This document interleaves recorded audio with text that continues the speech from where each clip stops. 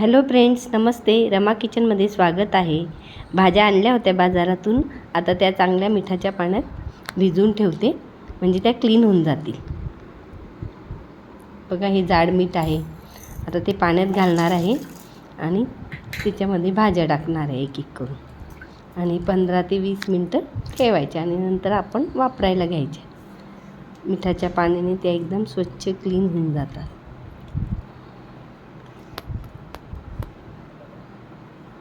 सगळ्या भाज्या आपल्या त्याच्यावर जे काही असली पावडर वगैरे त्या मिठामुळे निघून जाते. मिठाच्या पाण्यात भिजवल्यानंतर आता कढीपत्ता सांबार बनवायचा आहे म्हणून कढीपत्ता तोडून घेते. घरीच झाड लावलेले, झाड लहान आहे तरीसुद्धा तोडून घेते आता. आणि चला आपण रेसिपीकडे वळू. रेसिपीसाठी, सांबारच्या रेसिपीसाठी मी बघा आता गंगाफळ, कांदे, हिरवी मिरची, टमॅटो, बटाटा, कढीपत्ता तर दाखवलेलाच आहे. कढीपत्ता घेतला आहे. आता चला आपण गॅस पेटवून घेऊ. गॅस पेटवल्यानंतर तर आपण कुकर ठेवू. कुकर आधीच मी डाळ घेऊन ठेवलेली, तुरीची आणि थोडी मुंगाची डाळ अशी एक मिक्स करून मी सांबार बनवत असते. आणि आता पाणी घातलं, तिच्यात पुरेसं पाणी घालायचं. सांबार हा आपल्याला थोडा जास्तच करायचा आहे आज. त्याच्यामध्ये आता हिंगाची पूड टाकेल मी. आता भाज्या टाकून घेते आधी आणि मी हिंगाची पूड टाकेल. सगळ्या भाज्या, गंगाफळ, बटाटे, गाजर आणि टमॅटो. कांदे काही टाकत नाही त्याच्यामध्ये. हिरवी मिरची टाकते. हिरवी मिरची पाण्यात शिजली म्हणजे त्याचा सांबारचा स्वाद अजून वाढून जातो. आता कुकर लावून घेऊ आपण. हिंग टाकून घेते. हिंग टाकल्यानंतर आता थोडं मीठ घातलं चवीपुरतं. तसं आम्ही मीठ कमीच वापरतो. वरण असलं त्याप्रमाणे आपण मीठ टाकायचं. आता कुकरचं झाकण लावून घेतलेलं आहे. कुकरचं झाकण लावल्यानंतर आता आपण इकडे चुलीची पूजा करून घेऊ. ही पूजा आम्ही रोज करतो. चुलीची पूजा झाली का तिच्यावर थोडं नैवेद्य ठेवून देतो.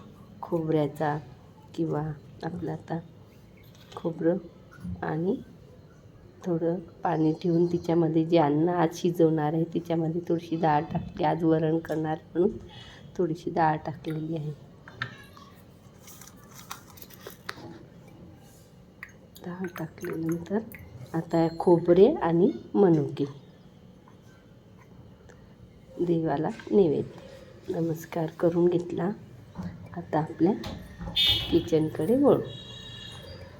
चला, हे आम्ही मातीचं जातं आणलेलं आहे आणि चूलसुद्धा आणलेली छोटीशी रोज पूजा करण्यासाठी. आता आपण सांबारसाठी गॅसची पूजा करून घेते. गॅसची पूजा पण रोजच असते आमच्याकडे. रोज पूजा करून घ्यायची, नमस्कार करायचा. तिथे पाण्याचा नैवेद्य, दूध, पाणी, साखर आणि पाणी असं ठेवून नमस्कार करायचा. आता वरण पण शिजलेलं आहे.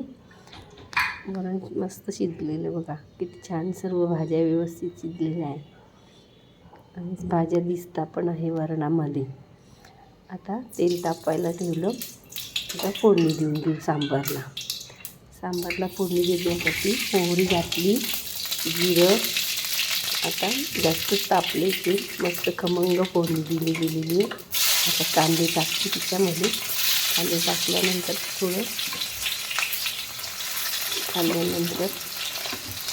आपण थोडं होऊ देऊ कांदे.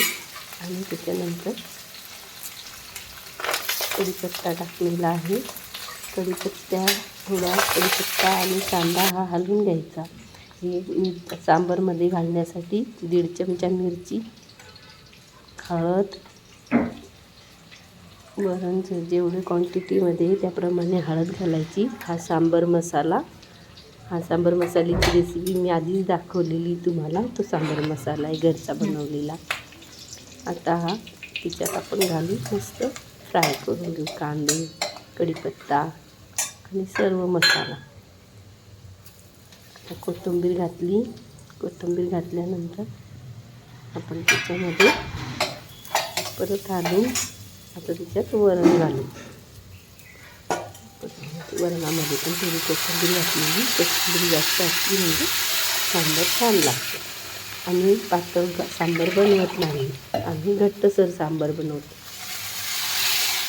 जास्त पातळ सांबार आमच्याकडे कोणीच खात नाही. आता हलवून घेतलं मस्त. आणि वरणामध्ये मी माझ्या हिशोबाने टाकलेलं जेवढं मीठ ते टाकलेलं आहे.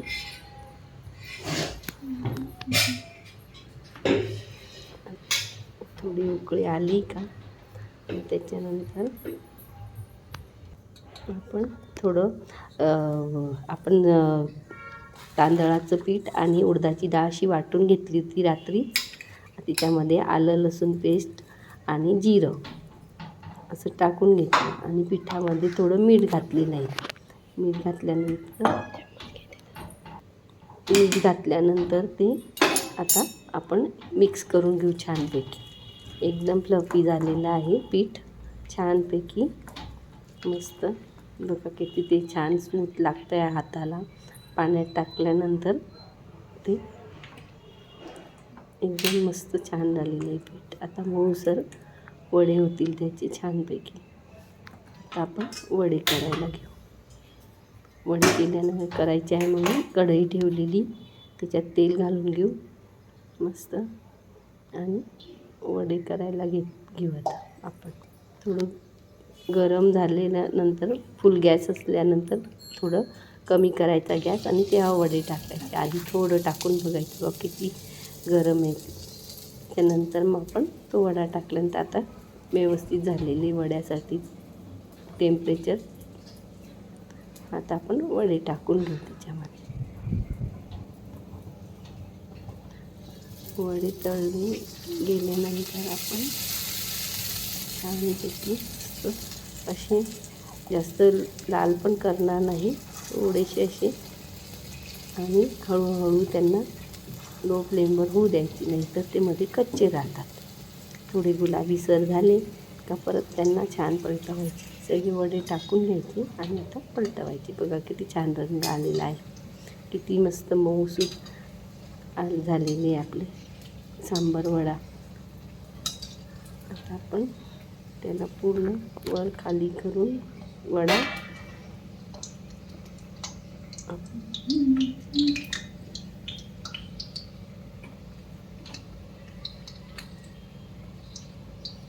मध्येपर्यंत छान वडा तळले गेलेला आहे. आता एक एक करून आपण वडा काढून घेणार आहे. काढले गेले तर वडे मस्त छान आले. बघा किती मस्त खरपूस छान तळले गेलेले वडे. परत आपण थोडे टाकून घेऊ म्हणजे आपल्याला सगळे वडे 10-12 वडे झाले म्हणजे पुष्कळ होता 2 लोकांसाठी. बघा किती छान वडे झालेले. तुम्ही पण अशी रेसिपी करून पहा वड्यांची. थोडा प्रयत्न केलेला आहे. आता बघा आता सांबार पण उकळायला आलेला आहे. बघा सांबारला किती छान रंग आलेला आहे, किती छान सुगंध येतो त्याचा. बघा किती बरोबर क्वांटिटीमध्ये त्याची ग्रेव्ही झालेली. जास्त पातळ पण नाही आणि घट्ट पण नाही. आता हळदीचे पानं लावलेले ते पानं घेतले आणि तिच्यावर वडा ठेवलेला आहे. आता दुसरं सांबार वाटीत घातला तर ते दुसरे वडेसुद्धा आपण सर्व करू. बघा किती छान वाटते. सांबारचा मस्त सुगंध येतो. सगळे वडे ठेवून घेऊ आपण. सर्व केले. बघा किती छान दिसते. तोंडाला पाणी आलं की नाही. छान झालेली रेसिपी, मस्त सुंदर. तुम्ही पण करा ही रेसिपी. छान झालं. आता लाईक शेअर सबस्क्राईब करा व्हिडिओ आवडल्यास. थँक्यू.